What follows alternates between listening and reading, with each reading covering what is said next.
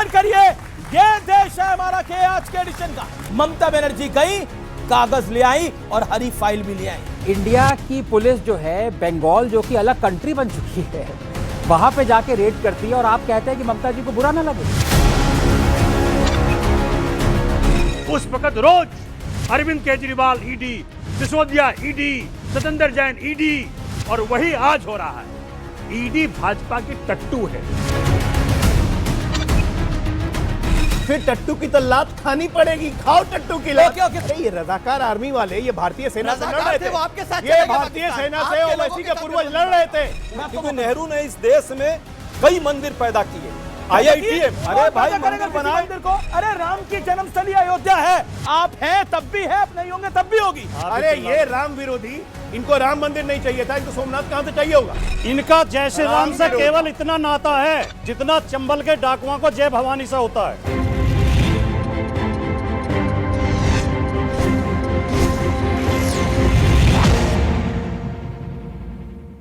तो व्यूअर्स, ये देश है हमारा के आज के एडिशन में आपका स्वागत है। जोरदार तालियों के साथ अभिनंदन करिए। ये देश है हमारा के आज के एडिशन का।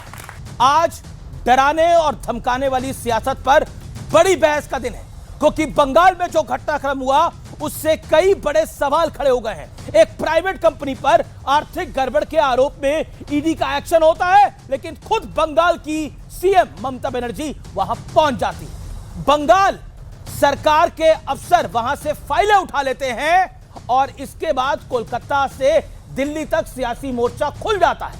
ऐसी घटना देश के सियासी इतिहास में पहली बार हुई है, क्योंकि सूत्रों का दावा है कि ममता सरकार के अधिकारियों ने ईडी की टीम को धमकी तक दे डाली थी। दूसरी तरफ वोटर लिस्ट शुद्धिकरण पे अनोखी सियासत देखने को मिल रही है और तरह तरह के भ्रम फैलाने का सिलसिला जारी है। अखिलेश यादव कह रहे हैं कि एसआईआर में जो नाम काटे जा रहे हैं, सरकार उनकी जमीन, गहने, सोना, चांदी, जवाहरात जब्त करने की तैयारी कर रही है और सरकार के लिए नया कानून बनाने जा रही है। सरकार इसके लिए नया कानून बनाने जा रही है। इसी बीच लालू परिवार को कोर्ट से जबरदस्त झटका लग गया है। लैंड फॉर जॉब्स केस में दिल्ली की राउज एवेन्यू कोर्ट ने आरोप तय करने और निर्देश दे दिया है और कोर्ट ने यह भी कहा है कि घोटाले के लिए लालू परिवार ने सिंडिकेट की तरह काम किया। तो आज इन्हीं तमाम मुद्दों पर देश की जनता के बीच होगी सबसे बड़ी बहस। जोरदार तालियों के साथ अभिनंदन है आपका।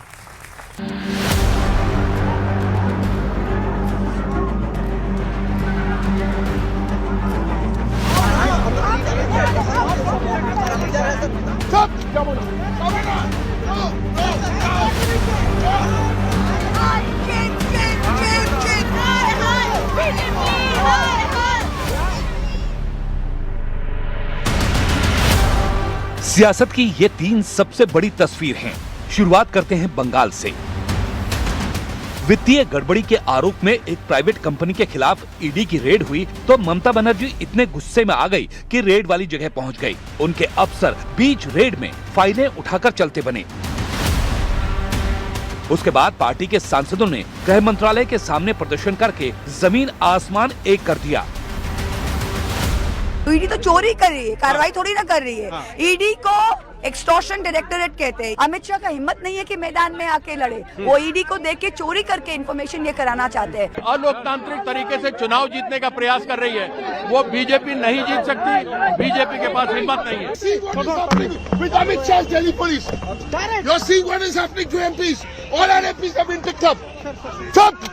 ममता जी, आपको घबराहट क्यों है? ममता बनर्जी सारे नियमों, कानून, लोकतांत्रिक मर्यादा को तार तार करके गई हैं, तो वहां कुछ बहुत सेंसिटिव था जिसको निकालना जरूरी था। सियासत के पार्ट 2 में अखिलेश यादव ने वोटर लिस्ट शुद्धिकरण पर अजीब बयान दे दिया। कल को वोटर लिस्ट में नाम न होने को आधार बनाकर कहीं भाजपा सरकार से आपके सारे हक, अधिकार, धन, दौलत, सोना चांदी, जमा पूंजी, जमीन, जायदाद सब छीन लिए जाएं कि अपना वोट बनाएं और अपना भविष्य बचाएं। आपका अखिलेश। देखिए, अखिलेश जी ने बहुत सोच समझ करके बोला होगा और पूरा अध्ययन कर करके सब चीजों को बोला होगा, निश्चित रूप से बात में दम है। उधर सोमनाथ मंदिर के मुद्दे पर बीजेपी लगातार कांग्रेस और पंडित नेहरू पर निशाना साध रही है। बीजेपी पुराने पत्रों का हवाला देकर कह रही है कि पंडित नेहरू सोमनाथ मंदिर से नफरत करते थे, तो कांग्रेस बीजेपी पर झूठ फैलाने का आरोप लगा रही है।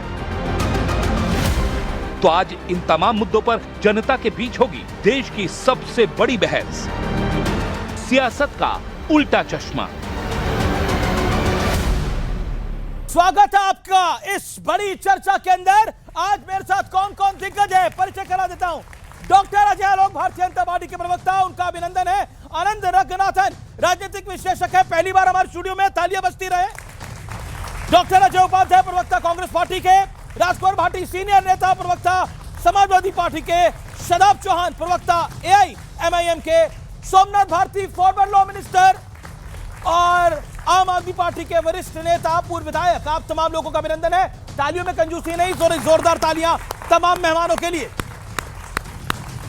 चलिए, आज की बहस का एजेंडा क्या है? हर चीज का एजेंडा होना चाहिए। क्लियरली आज की चर्चा का बड़ा एजेंडा है, किसी बड़ी गड़बड़ी को छुपाने के लिए क्या ममता बनर्जी ने ईडी की रेड में दखल दिया और ममता आई और कागज ले गई, ईडी देखती रह गई। SIR को गहनों से जोड़कर क्या भ्रम फैलाने की प्रकाष्ठा हो रही है? और सोमनाथ मंदिर का मुद्दा कांग्रेस के लिए बड़ी सियासी चुनौती आने वाले दिनों में बन सकता है। तमाम मुद्दों पर आज हम चर्चा करेंगे। डॉक्टर अजय आलोक, आप अकेले पड़ गए, आप अकेले पड़ गए हैं। समूचा विपक्ष एक साथ है ईडी की कार्रवाई का जवाब देने के लिए। ममता बनर्जी गई, कागज ले आई और हरी फाइल भी ले आई। क्या कर लिया आपने? शेर अकेला ही रहता है, भेड़िया आगे पीछे दौड़ते रहते हैं, लेकिन डर के मारे दूर भागते हैं। इसलिए हम अकेले रह गए, उसकी चिंता नहीं है। ये तो हर बात पे मिले हुए हैं, लेकिन आज मैं बात की शुरुआत करना चाहूंगा सोमनाथ से। पार्वती पति शंकर भगवान, बोलो हर हर महादेव। ये जयकारा लग रहा है पूरे देश में उस सोमनाथ मंदिर के लिए जो हमारी 1000 वर्ष की सभ्यता का प्रतीक है, हमारी संस्कृति का प्रतीक है, जिसको 1000 वर्ष पहले गजनी ने आके तोड़ा था 1026 में, और आज 2026 चल रहा है। गजनी तो आया, तोड़ के गया। उस वक्त भारत को सोने की चिड़िया कहते थे, लेकिन सोने की चिड़िया अलग अलग पिंजरों में थी, एक इकट्ठी नहीं थी। उसी का फायदा उठा के गजनी आया और गजनी ने सोमनाथ मंदिर को तोड़ा, हमारी आस्था पे चोट पहुंचाई। लेकिन आज हमारी आस्था कभी खत्म नहीं इसलिए हुई क्योंकि उस मंदिर का नाम सोमनाथ है। सोम मतलब चंद्रमा, चंद्रमा का नाथ, तो चंद्रमा घटता है, कभी खत्म नहीं होता। तो हमारी संस्कृति, हमारी आस्था कभी खत्म नहीं हो सकती। अब ये गवाह है जी। ईडी पे अकेले हो गए हैं। ईडी में बिल्कुल अकेले नहीं है। जो उन्होंने किया है वो लोकतांत्रिक मूल्यों की धज्जियां उड़ा के रख दी हैं। आप अपने हिंदुत्व में भी अकेले हैं, जो हिंदुत्व की प्रणाली आप अपनाते हैं उसमें भी अकेले हैं, ईडी में भी अकेले हैं। अब देखिए, हिंदुत्व में तो हम अकेले रहेंगे ना। बगल में मुसलमान की पार्टी है, उसके बगल में कार सेवकों पे गोली चलाने वाली पार्टी है, बगल में कांग्रेस मतलब मुसलमान, मुसलमान मतलब कांग्रेस। इधर मेरे आप खड़े हैं, इनकी दादी कहती थी कि राम मंदिर, एक मिनट, ये मतलब आप है। इनकी दादी कहती थी कि बीच में मत बोलिए ना, मैं उस राम मंदिर में कभी नहीं जाऊंगी जो मस्जिद तोड़ के बनाई गई हो। इनकी दादी कहती थी अरविंद केजरीवाल की। तो हम तो अकेले ही हैं। इस हिंदुत्व के लिए भी हम अकेले हैं, भ्रष्टाचारियों पे भी हम अकेले हैं, और इस देश को सही रास्ते पे ले चलने के लिए भी हम अकेले हैं। और ये लोग तमाम विरोधी विरोध करते रहे, हम अकेले चलते रहेंगे। ओके, मैं आपका रुख करता हूं और आपसे जानना चाहता हूं। वो कहते हैं हम अकेले ही हैं और अकेले ही सब काम कर लेंगे, हमें जरूरत नहीं है। आप हर चीज में विरोधी हैं इनके। जवाब, यहां भी आदतन भटकाव के हालत ले आए। कहां की बात करनी थी, कहां लेकर आ गए। सच्चाई तो यह है कि तकरीरों में अच्छी बात करते हैं, तकरीरों में अच्छी बात करते हैं, कभी कभी लगता है शायद सच्ची बात करते हैं, पर हद है बेशर्मी की। सरेआम टीवी पर भी इस तरह से फर्जी बात करते हैं। सच्चाई यही है। इस देश देख रहा है आपको, जिस तरह पूरे देश में आज हालात है। ईडी के बारे में चूंकि चर्चा है, 193 सोमनाथ के बारे में भी है। मैं बीच में नहीं बोलता, फिर ये आदत कैसे आप देखिए, सोमनाथ को फिर भूल गए, फिर शुरू हो गए, फिर सेलेक्टिविटी इसी को कहते हैं। फिर शुरू हो गए। उस पर भी बोलूंगा मैं, उस पर भी बोलूंगा। ईडी में 193 नेताओं पर आज तक पिछले 10 साल में इन्होंने केस दर्ज किया। मैं नहीं कह रहा हूं, संसद के पटल पर भाजपा के मंत्री ने कहा कि 193 नेताओं पर, जिसमें 98% नेता जो है विपक्षी के हैं, और मात्र 2 लोगों पर अभी तक दोष सिद्धि हुई है। ये सच्चाई है, ये सच्चाई कोर्ट में भी बात आती है। और अभी जो अधीर रंजन चौधरी तो स्वागत कर रहे हैं वहां पर। नहीं, ठीक है, बंगाल में वो स्वागत कर रहे हैं, दिल्ली में आप स्वागत नहीं कर रहे हैं। नहीं, ये जो है ईडी की बात हो रही है, और ईडी जो है इलेक्शन डिपार्टमेंट भाजपा का है, ये पूरे देश को पता है। अधीर रंजन चौधरी कहते हैं आईपैक ने दंगे कराए, मेरा इलेक्शन हरवाया मुझे। आईपैक ने दंगे कराए या इन्होंने कराए, ये तो पूरा देश देख रहा है। नफरत कह रहे हैं या नफरत का जहर किसी ने फैलाया, पूरा देश देख रहा है। इस पे कहने की जरूरत नहीं। अब इन्होंने सोमनाथ मंदिर पर भी बात की है, तो मैं उस पर भी जवाब दे देना चाहता हूं। देखिए, ये फिर कैसे फर्जी और झूठ फैलाते हैं। जिस तरह सोमनाथ मंदिर का जीर्णोद्धार किया गया जिस सिद्धांत पर, उसी सिद्धांत पर राम मंदिर निर्माण किया गया है ट्रस्ट और जनभागीदारी से। उस समय भी यही बात आई थी 1991 में, जब राजेंद्र प्रसाद जी वहां जाना चाहते थे, और एक बात हुई कि एज ए राष्ट्र हेड के नाते आप नहीं जाएं, आप जो है व्यक्तिगत आस्था मानते हुए जाएं। क्यों? क्योंकि 3 प्रश्न उस समय देश के सामने था। पहला प्रश्न था कि इस देश की आधुनिक भारत की पहचान आगे कैसे करनी है, इतिहास को कैसे हमको रखना है, और साथ में धर्मनिरपेक्षता का जो संविधान में मायने है उसके क्या अर्थ होंगे। राम मंदिर में भी धर्म के साथ वही दोनों आपके लिए अलग हो सकता है, देश के लिए पार्लियामेंट में भी धर्म चक्र है। अरे बीच में मुझे पूरा कर देने दीजिए, उसके बाद देश के सामने प्रश्न था, और वही प्रश्न का उत्तर सुप्रीम कोर्ट ने राम मंदिर निर्माण के मामले में भी दिया है। वो राज्य ने, देश ने, सरकार ने नहीं बनाई, जन भागीदारी से बनी। और उसी तरह वहां पे ट्रस्ट है। तो ये दोहरा चरित्र लोग ये दोहरा चरित्र जीना बंद करे, नफरती एजेंडा बंद। उल्टा चश्मा है या सियासत का ही उल्टा चश्मा है? एक बात मैं कहना चाहूंगा अमीर जी कि इस पूरे प्रोग्राम में आपका एजेंडा एकदम साफ नजर आ रहा है। मैं आपसे सीधे पूछता हूं, भाई किसी और देश की पुलिस या इन्वेस्टिगेटिव एजेंसी अगर आपके यहाँ स्टूडियो पे आके रेड कर दे, आपको बुरा लगेगा कि नहीं लगेगा? वही हो रहा है, किसी को भी बुरा लगेगा। इंडिया की पुलिस जो है, बंगाल जो कि अलग कंट्री बन चुकी है, वहां पे जाके रेड करती है, और आप कहते हैं कि ममता जी को बुरा ना लगे। ऐसा हो सकता है? भाई अलग स्टेट, अलग कंट्री, अलग देश है बंगाल, अलग देश बन चुका है वो।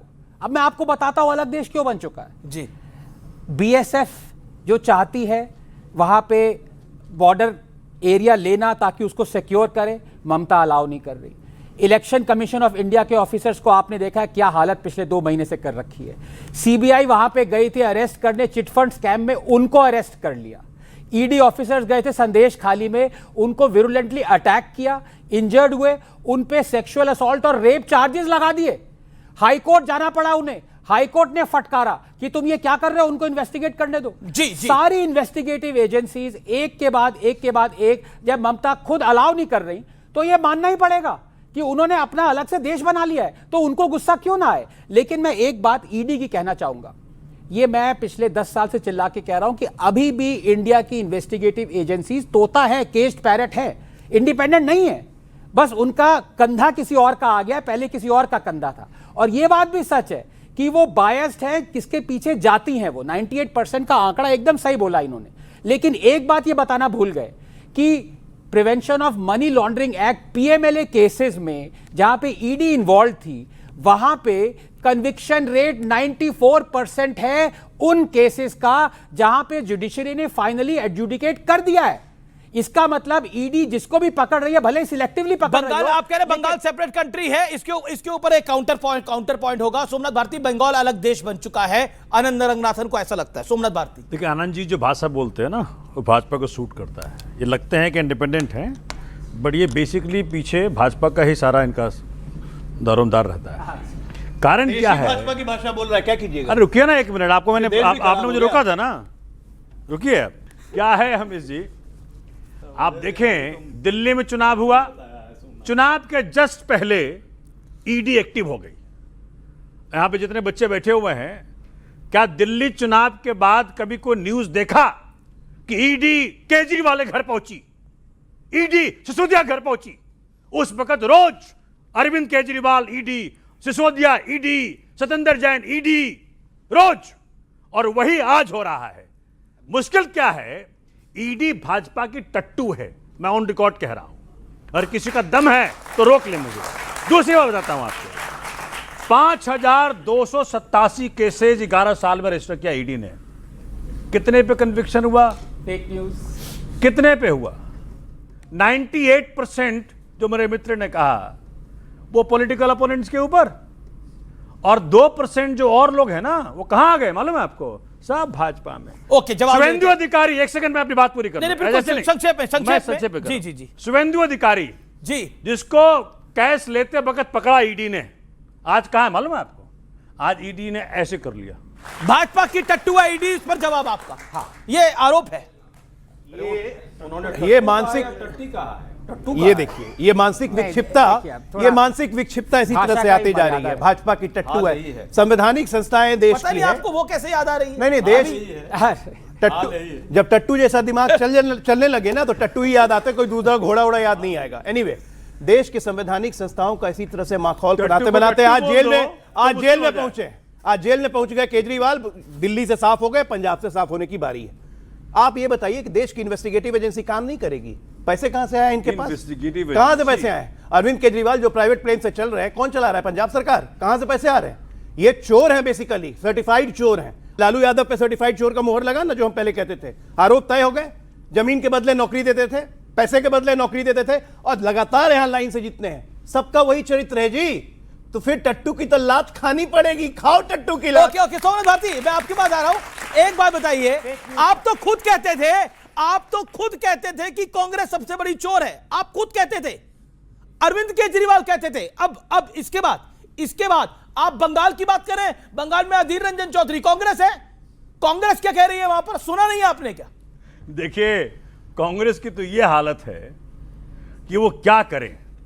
दिल्ली में भाजपा के साथ खड़ी हो जाती है, वहां खड़ी हो गई है फिर भाजपा के साथ। बंगाल में जिस प्रकार से कांग्रेस ने भाजपा का साथ दिया, ऑन रिकॉर्ड कह रहा हूं, और कोई चाहता तो मुझे कोर्ट ले चले, जिस प्रकार से दिल्ली के अंदर भाजपा की टट्टू बन के कांग्रेस ने साथ दिया, उसी प्रकार से फिर वही काम करने जा रही है भाजपा के साथ। आप बीजेपी के टट्टू है, ईडी बीजेपी के टट्टू है। मुश्किल क्या है, कितने टट्टू कांग्रेस को मालूम नहीं है।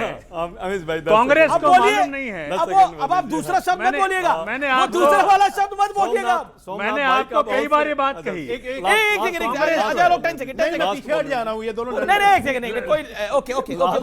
आप टट्टू है भाई बीजेपी के। मैं नहीं कह रहा, सोमनाथ भारती कह रहे हैं। ईडी बीजेपी की टट्टू, कांग्रेस बीजेपी की टट्टू। दूसरा शब्द मत बोलिएगा, आपके लिए अच्छा नहीं होगा। सोमनाथ भाई को पुराना दिन याद आ रहा है।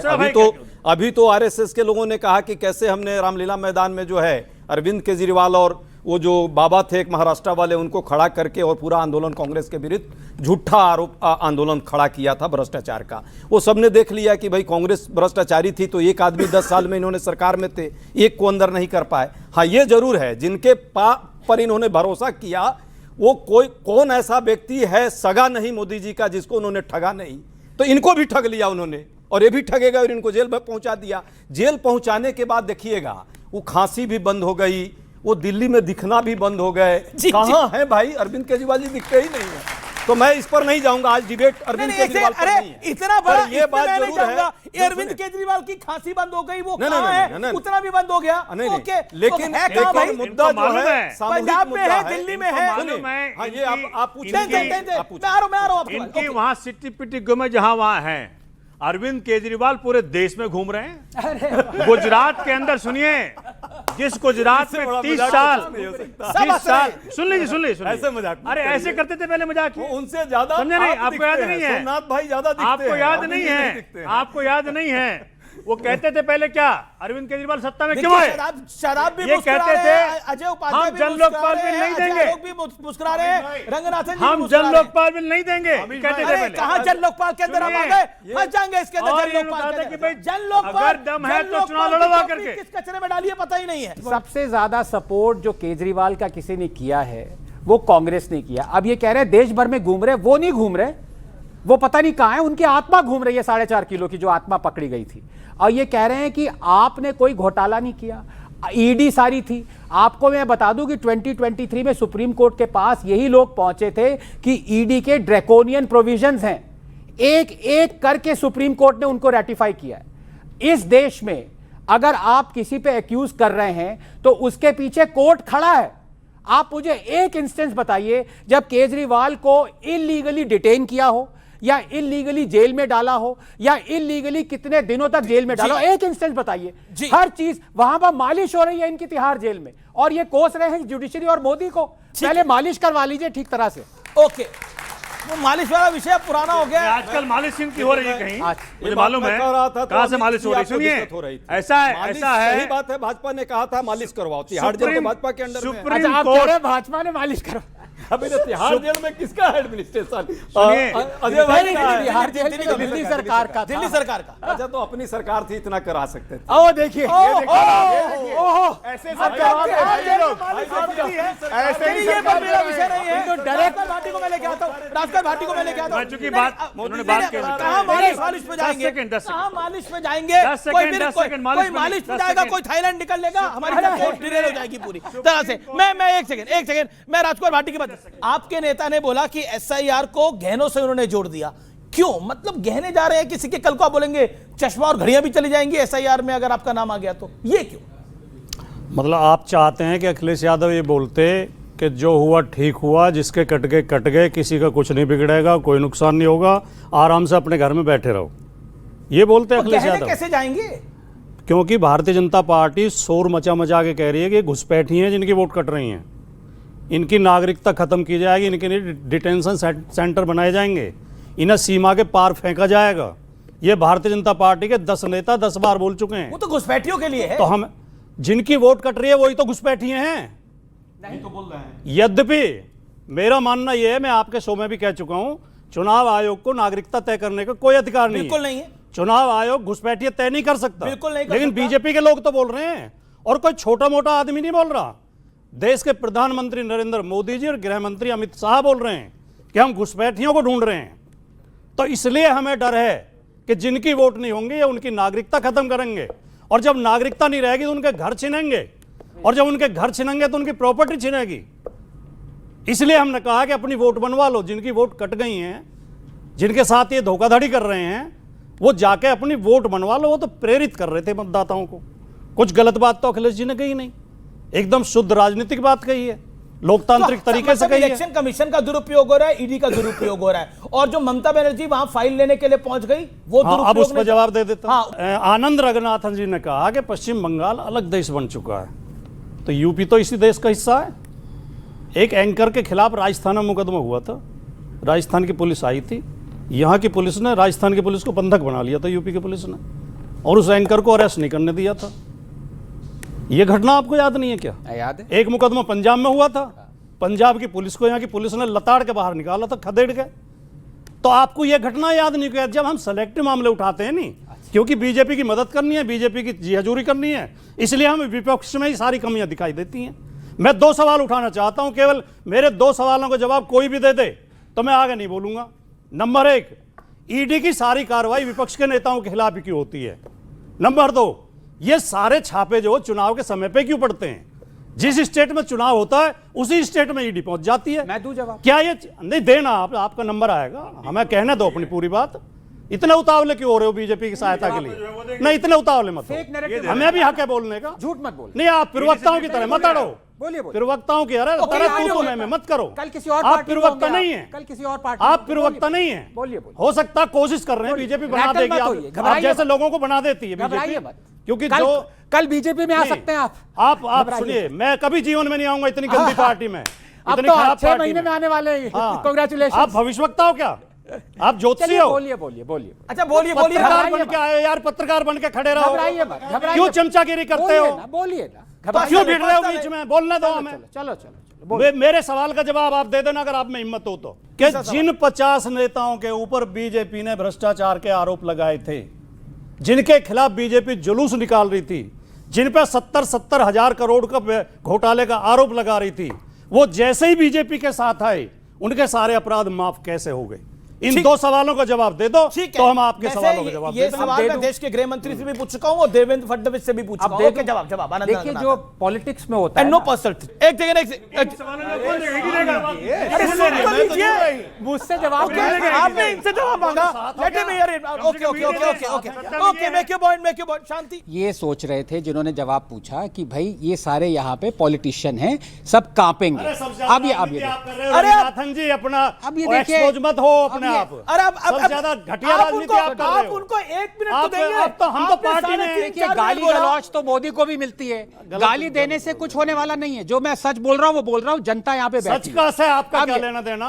अब ये देखिए, अच्छा आपको ठीक है, झूठ से ही अब आप फुर्सत डिसाइड नहीं नहीं करें ना कौन सच्चा आप और कौन सच। झूठा। अभी आप जी, अपनी अब बात ऐसे को चल रहा है रखिए, भाई। आप अपने सच को रखिए, अब अपने सच ऐसे को डिबेट रखेंगे। चलेगी। जनता को डिसाइड कर दीजिए सच किसका सही है। ये सच है क्या? पश्चिम बंगाल बिल्कुल, अलग आप देश अपने हो चुका है। ओके ओके, नहीं, अब इस देश में तो सच ये है कि पंडित नेहरू ने मदद करी थी सोमनाथ मंदिर का बनाने के लिए, कांग्रेस का सच ये है। लेकिन असली सच ये है, पंडित नेहरू तो नदियों को पानी भी नहीं देना चाहते थे सोमनाथ मंदिर के जल अभिषेक के लिए। सत्य ये है। ज्योतिर्मय राजेंद्र प्रसाद को रोका, ये भी सत्य है। ये निष्पक्षता ही है। सोमनाथ मंदिर इस देश की आधारशिला है और उसको रोकने का जो प्रयास करेगा उसमें सवाल खड़े होंगे। ओके, बंगाल कैसे अलग है? जवाब बंगाल कैसे अलग है? जवाब पहली बात तो सरकाज़म था। ऑब्वियसली बंगाल अलग नहीं है भाई, मतलब थोड़ा सरकाज़म सॉरी बोल दो फिर। ओके, सरकाज़म जिसको समझ में नहीं आता, जो इतना कॉम्प्रिहेंशन स्किल जिसकी तेज नहीं है, उसको माफी मांगनी चाहिए। लेकिन ये कांपने क्यों लगे? ये कांपने इसलिए लगे क्योंकि इन्हें सोचा था कि भाई कोई ऑर्डिनरी सिटीजन इंडिया का उनकी तरह करप्ट होगा, लेकिन नहीं है। मैं जो सच बोलता हूं, अब इनसे 10 साल पहले से मैं बोल रहा हूं कि बीजेपी वॉशिंग मशीन नहीं है, बीजेपी धोबी घाट है। इनको डर लगता है बोलने में, क्योंकि कल ये बीजेपी ज्वाइन कर लेंगे, इन पे रेड हो जाएगी। मुझे किस बात का डर है? मैं तो सरेआम बोलता हूं कि नरेंद्र मोदी जी ने जिसको कहा था 70,000 करोड़ का स्कैम किया है, अगले दिन उसने पार्टी ज्वाइन कर ली। मैंने ऐसे 15 एग्जाम्पल गिने, इंक्लूडिंग माई नेम से आनंद सिंह कर्नाटका का। ये घबराते क्यों हैं? ये घबराते क्योंकि इन्होंने ज्यादा सुना नहीं है जो और लोग बोलते हैं, अपने में ही भ्रमित हैं और कभी भी पार्टी ज्वाइन कर लेंगे। जी। ये इसलिए कांप ये रहे। ओके, बंगाल को लेकर ओके, बंगाल देश का नहीं। अब शादाब चौहान बंगाल को लेकर क्या कहना चाहते हैं आप? नहीं, बंगाल हो या कश्मीर हो या कन्याकुमारी हो, भारत के थे, भारत के हैं और भारत के रहेंगे। और हमारा लक्ष्य तो ये है कि जो 1947 में कुछ गद्दारों ने मिलकर, यहां के गद्दार और जो जा चुके वो गद्दार, उन्होंने मिलकर के हमारे देश के टुकड़े किए थे, वो दिन भी आए जब भारत दोबारा से अखंड भारत बने। ये तो हमारी कामना है। लेकिन एक बात स्पष्टता के साथ मैं कहना चाह रहा हूं कि उल्टा चश्मा सियासत का कब है। वहां थे पवार साहब हैं, अजीत पवार, उनके लिए कहा चक्की पिसिंग, वो कूद करके पलटी मारे, अब वो चक्की नहीं पीसते, अब डिप्टी सीएम है। हिमंता के लिए बोला, शुभेंदु अधिकारी के लिए बोला। एसआईआर की प्रक्रिया में ऐसा सेक्युलरिज्म दिख रहा है कि नाम है कृष्ण और उसके पिताजी का नाम है मुसलमान। ये क्या है? ये टेक्निकल तो चौहान है। नहीं, मैं जाति तो चौहान है, सुन लीजिए। चौहान। नहीं, मैंने तो नहीं, मेरे पूर्वजों ने घर वापसी की स्वेच्छा से, वो अलग विषय है। लेकिन वहां ये टेक्निकल एरर्स हैं, ये टेक्निकल नहीं है, तो acceptance है। आप वाला टेक्निकल एरर नहीं मैं तो है, स्वेच्छा से घर वापसी की है। Technical error. आनंद जी नहीं, घर वापसी की है सर, वो मेरी संवैधानिक अधिकार है, उसको आप ना छीनिए।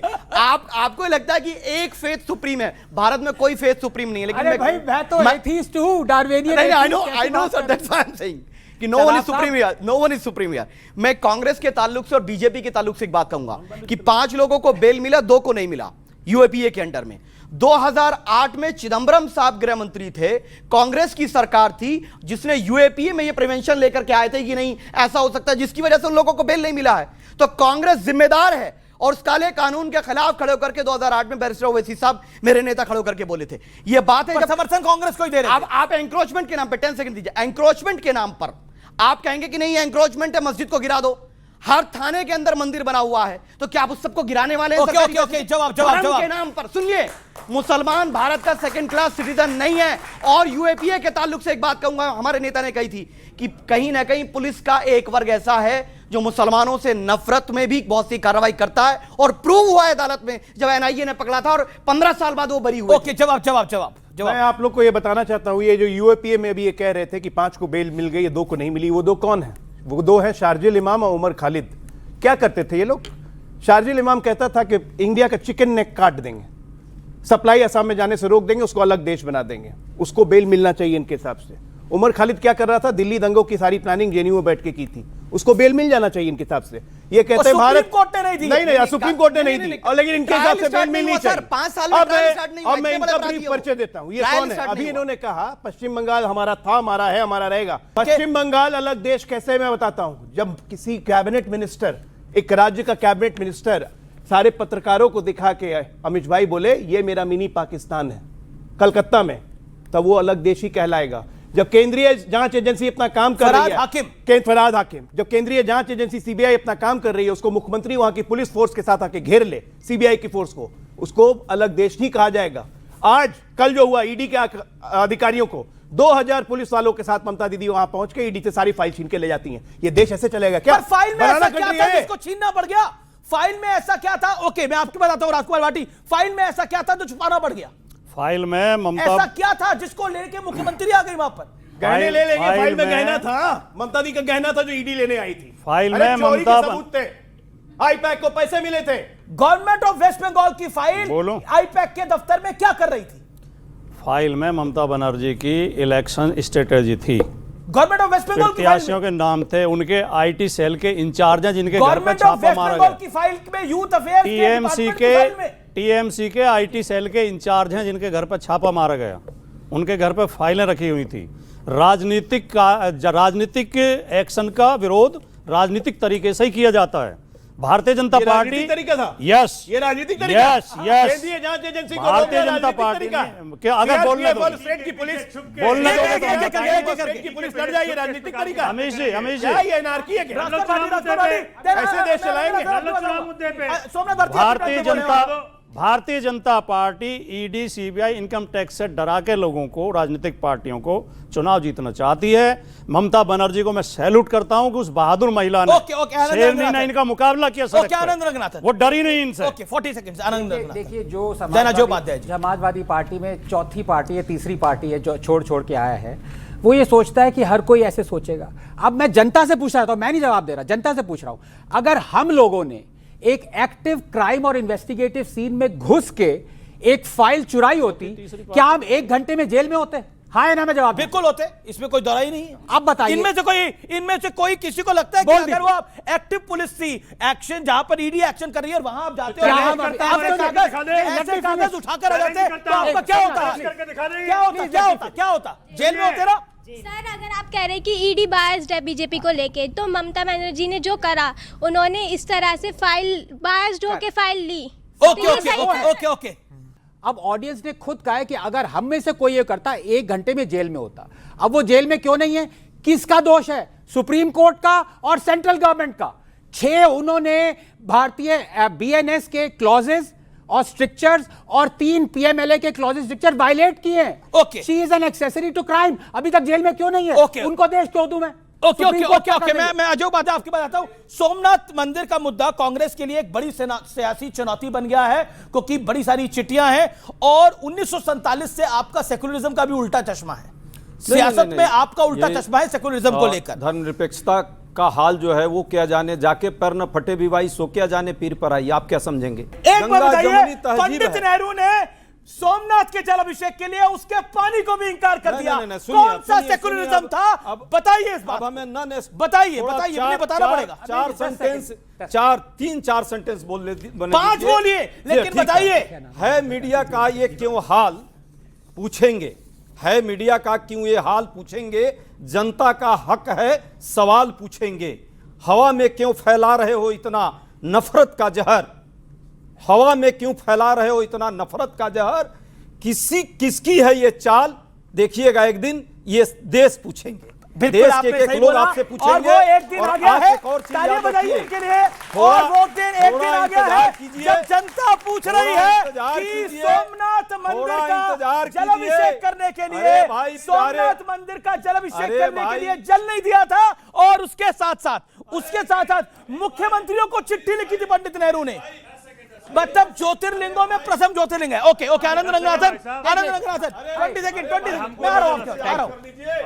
Thank you. 20 सेकंड आप भी समझ गए कॉमन मैन कौन है, पॉलिटिशियन कौन नहीं है। देखिए, उपाध्याय जी की मैं रिस्पेक्ट करता हूं, लेकिन ये कहना कि इस देश की रग रग में सेकुलरिज्म है, मैं पूछना चाहता हूं ऐसा कौन सा सेकुलरिज्म का कीड़ा है जो कि सिर्फ हिंदू टेंपल्स को कंट्रोल करता है, मस्जिदों को नहीं करता, चर्च को नहीं करता? पंडित नेहरू सेकुलरिज्म निभा रहे थे। मैं एक लाइन में आपको बात बताता हूं, देख लीजिए, सुनिए। पंडित नेहरू ने लियाकत खान को चिट्ठी लिखी, माय डियर नवाबजादे, तुम चिंता मत करो, सोमनाथ मंदिर का दरवाजा जो लूट के ले गए थे काबुल में, वो वापस हम नहीं लगने देंगे, उसकी आपको फिक्र नहीं करनी। पंडित नेहरू ने दूसरी चिट्ठी लिखी, केएम पानीकर को, चिट्ठी है, ऑन रिकॉर्ड चिट्ठी है, के एम पानिकर को चिट्ठी लिखी जो चीनी राजदूत थे भारत के। रूह कांप गई। ये पता कर लेना कि ये सोमनाथ के बारे में जो हो रहा है बहुत गलत हो रहा है। तुम माओ को बता देना, चीन के उस वक्त प्रेसिडेंट थे माओ, कि माओ को बुरा नहीं लगना चाहिए। मतलब हमारे कांग्रेस आइडियोलॉजी क्या थी? इस्लाम परस्ती और कम्युनिस्टों के साथ मेल, यही थी आइडियोलॉजी। इसी को ये सेकुलरिज्म कहते हैं। भाड़ में जैसा सेकुलरिज्म। ओके, एक बात बताइए, आपके सीएम तो रेवंत रेड्डी कह चुके हैं मुस्लिम से Congress, Congress is for Muslim, और अब पंडित नेहरू का ये। अच्छा, सिर्फ ये नहीं, मुख्यमंत्रियों तक को अपने चिट्ठी लिखी थी, सारी की सारी सरकारें कांग्रेस की थी। इनको नेहरू से क्यों प्रॉब्लम है? क्योंकि नेहरू ने इस देश में कई मंदिर पैदा किए, आईआईटीएम मंदिर बनाए, IIM, एम्स जैसे बड़े बड़े इंस्टीट्यूशन इस देश में जिसको मंदिर कहते थे, वो भी मंदिर है जिससे निर्माण होता है। बोल गए नेहरू ने मंदिर पैदा करे। अरे भाई, मंदिर बनाए मंदिर को। अरे राम की जन्मस्थली अयोध्या है। आप नहीं, आप हैं तब भी है, आप नहीं होंगे तब भी होगी, आप नहीं थे तब भी थी। नहीं ना, सुनना पड़ेगा। सोमनाथ ज्योतिर्लिंगों में प्रथम ज्योतिर्लिंग है भगवान शंकर का, वो तब भी था और अब भी है और आगे भी रहेगा और आदिकाल से रहेगा। कमाल की बात करते हैं आप। क्या था मैं बताता हूं। देखिए सोमनाथ क्या है, अपने विरासत पे हमें पता होना चाहिए सोमनाथ क्या है। स्कंद पुराण में उसका जिक्र है, शिव पुराण में उसका जिक्र है, और भारत के सबसे पौराणिक तीर्थ स्थलों में से एक है। 12 आदिर ज्योतिर्लिंगों में से अगर कोई प्रथम ज्योतिर्लिंग है तो वो सोमनाथ जी का है, और जिसको कई बार विध्वंस किया गया। सरदार पटेल चाहते थे सोमनाथ बन जाए, लेकिन पंडित नेहरू क्यों नहीं चाहते थे? राजकुमार भाटी, इतिहास की कई बातों को चिट्ठियां सार्वजनिक हो रही हैं, पब्लिक डोमेन में आ गई हैं कुछ चिट्ठियां। लियाकत अली को चिट्ठी लिखी गई पंडित नेहरू द्वारा, मुख्यमंत्रियों को चिट्ठी लिखी गई। क्या कहेंगे? मतलब ये तो अब सत्य और तथ्य है ना। सोमनाथ मंदिर को लेके जो जवाहरलाल नेहरू के बारे में ज्यादातर बातें बोली गई हैं वो व्हाट्सएप यूनिवर्सिटी की उपज हैं, उनके कोई तथ्यात्मक प्रमाण नहीं है। जवाहरलाल नेहरू ने जो खुद बोले हैं सोमनाथ मंदिर को लेके, वो भी व्हाट्सएप यूनिवर्सिटी है। अरे ये राम विरोधी, इनको राम मंदिर नहीं चाहिए था, इनको सोमनाथ कहां से चाहिए होगा? किससे आप पूछ रहे हैं? ये लोग एक ही पंथ में हैं, एक ही पंथ। हिंदू विरोध, देश विरोध, इनका इकलौता एजेंडा है। हिंदू विरोध, देश विरोध। अभी पूछ लीजिए ना, तुर्कमान मस्जिद भी पूछ लिए, कहेंगे कि नहीं बहुत गलत हुआ तुर्कमान मस्जिद, पुलिस पे पथराव करना चाहिए, 20 सेकंड सर, पुलिस पे पथराव करना चाहिए। अजय आलोक ने इनके सांसद ने पथराव करवाया पुलिस पे। ओके। अजय आलोक ने मेरे लिए कहा राम विरोधी है ही।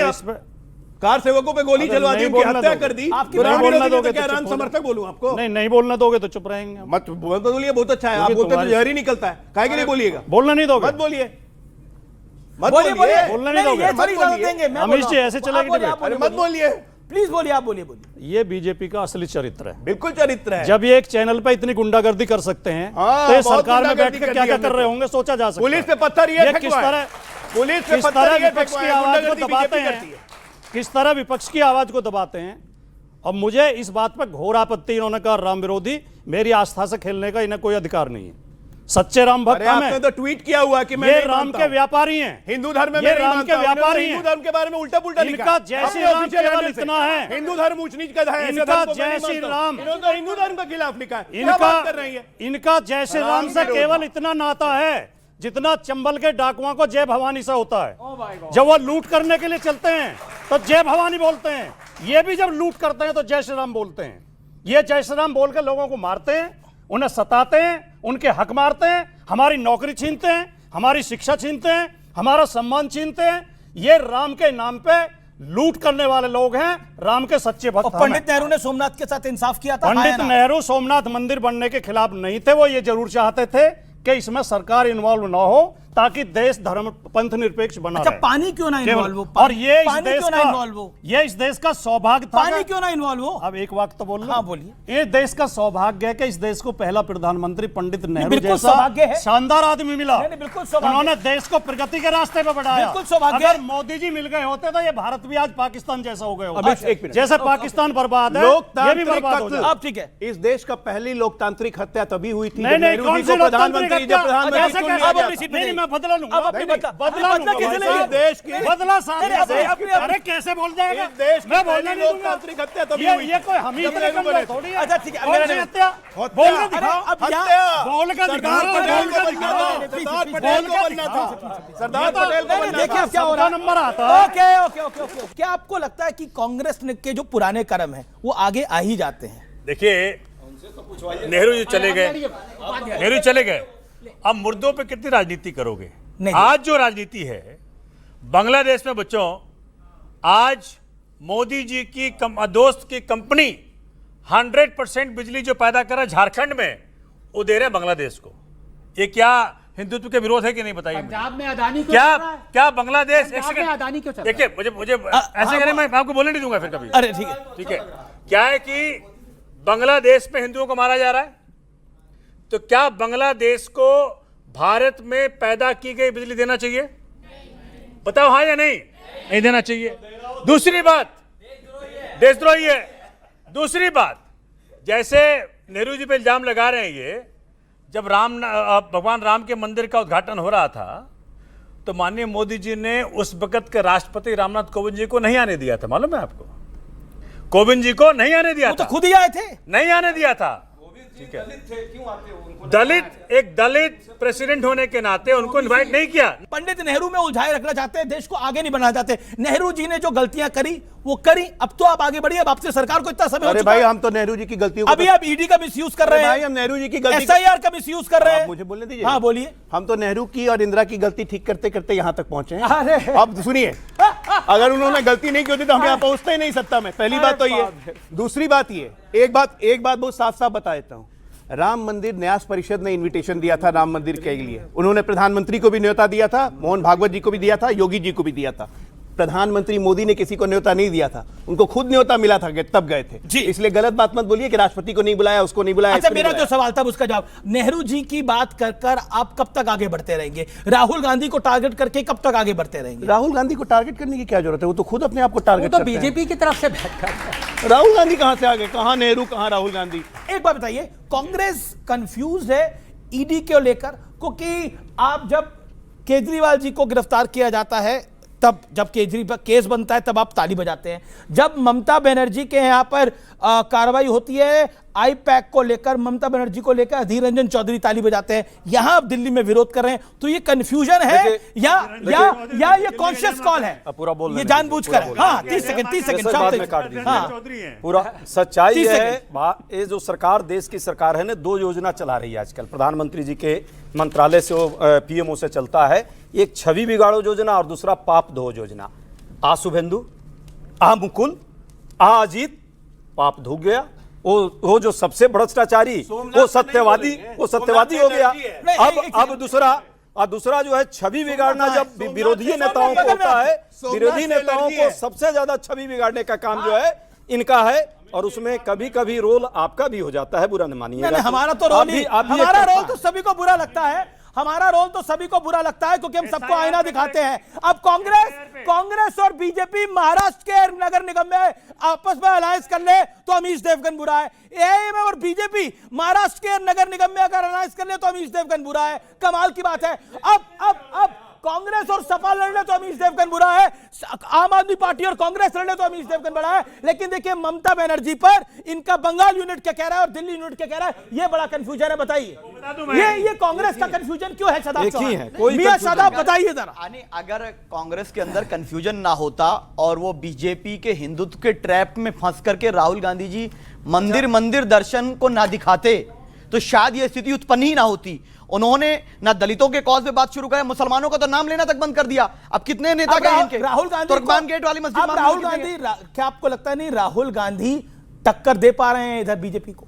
नहीं, अगर टक्कर देने के लिए देखिए, विपक्ष, सुन लीजिए, लीडर ऑफ अपोजिशन है वो, हम सम्मान करते हैं, लीडर ऑफ अपोजिशन है। लेकिन ये बात तय है कि अगर आपको नरेंद्र मोदी जी को हराना है, उनसे मुकाबला करना है, तो जिस प्रकार से वे छोटे दलों से गठबंधन करके अपने विपक्षों पे हमला करते हैं, उस प्रकार से कांग्रेस को भी बड़ा दिल दिखाना पड़ेगा। ये क्या करते हैं? ये चाहते हैं या तो हमारी सरकार बने, नहीं तो बीजेपी।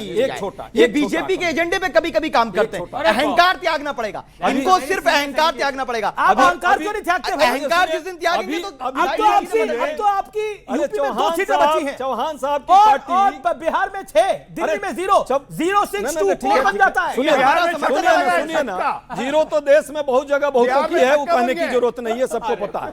नहीं, ये और सब- और अरे और छक्का यही- अरे भाई। अब ये छक्का लोग को छक्का ही याद आएगी। वो भी लोग हैं, वो भी लोग हैं। छक्का होगा उसमें, हाँ, मैं उनका नहीं, बहुत कांग्रेस छक्के एंड वाले को बीजेपी नहीं कहूंगा, लेकिन यहाँ भी कुछ छक्के हैं, तब उसका मैं इलाज नहीं करूंगा। हाँ, अब ये सुन लीजिए, नेशनल हमारे टेलीविजन पे हमारे इस तरह की हमारे भाषा हमारे शोभनीय है। भाई ने जो कहा, अरे, बड़ा ज्ञान दिया। याद आया। अरे भाई रुकिए, तो याद 2 मिनट आया। हो गया, चिल्लाने लगे। ओवैसी साहब अरे ने हो कहा गया, था अब जो चेहरा दिखा रहे हैं। मुसलमान 2 सेकंड रुक बीजेपी जाइए। को वोट देता अब देख है लीजिए वो भाई। वही इच्छा वाला मैंने शब्द कहा यूज चुप, किया तो शुरू सुनिए साहब, भाई साहब ने जो कहा है बड़ा ज्ञान दे रहे हैं। ओवैसी साहब अभी बीएमसी चुनाव में भाजपा से और सिंध कहां पर जगह तो बता दीजिए, जगह बताइए। कांग्रेस में शामिल है इसमें, और ज्ञान हमको दे रहे हैं। सब अमित जी मैं स्पष्ट कर दूं, नहीं इन्होंने आरोप लगाया, इन्होंने मेरी पार्टी पे झूठा आरोप लगाया है। अमित जी 10 सेकंड दीजिए, इन्होंने झूठा आरोप लगाया। वो आकोट एक जगह है, वहां पर लोकल पार्षदों ने किया, दोनों पर कार्रवाई की गई, एमआईएम द्वारा कार्रवाई की गई, उस पर किया गया। हम कभी भाजपा से गठबंधन नहीं करते, वो आपके लोग करते हैं। सिंधिया जी आपके अध्यक्ष चले गए, अच्छा आपके लोग बीजेपी में जाते हैं, हमारे नहीं जाते। वो तो चले गए भाजपा वाले, शशि थरूर जाने वाले हैं, जाने वाले वो गए नहीं है, जाने वाले। अच्छा ये बताइए ना, एक बार बताइए, कांग्रेस बीजेपी की मदद करती है, ये भी कहते हैं, सोमनाथ जी भी कहते हैं। अब बताइए, कांग्रेस असल में बीजेपी की मदद करती है, वो कहते हैं जिसके साथ जाएगी उसको भस्म कर देगी। अब अगला नंबर भाटी का है। भाटी जी कुछ बोल ही नहीं रहे। पॉलिटिकल असेसमेंट में लेना चाहता हूं, आपको लगता है कि देखिए, और बिल्कुल साफ गोई से बोलिएगा, और मैं पब्लिक से भी ये सवाल पूछता हूं, आपको लगता है बीजेपी का बुरा हाल है पॉलिटिकली देश के अंदर? Somnath Bharti, with all due respect, answer it very moderately. क्या आपको लगता है बीजेपी का बुरा हाल है देश की पॉलिटिक्स में?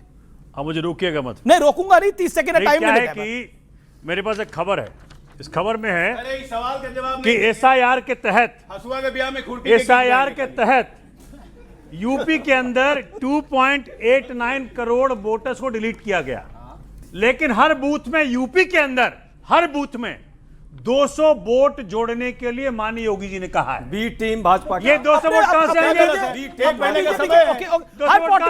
सपा ने भी बोला। अब आप मेरे सवाल का जवाब, अगर इस प्रकार से राजनीति करेंगे मेरे सवाल का जवाब तो सुनिए, अरे हिंदुस्तान छोड़ दीजिए, पूछ रहे हैं, और हिंदुस्तान छोड़ दीजिए, ये पूरे विश्व में कहीं भी सरकार बना सकते हैं, बीजेपी बना सकते हैं। हाँ, ओके, चलिए बहुत बहुत शुक्रिया आप तमाम लोगों का, जनता जनार्दन का बहुत बहुत अभिनंदन। इस मंच पर आए, अपनी बात को रखा। फिलहाल आज के इस विशेष एडिशन में इतना ही। आपको मेरा नमस्कार, धन्यवाद।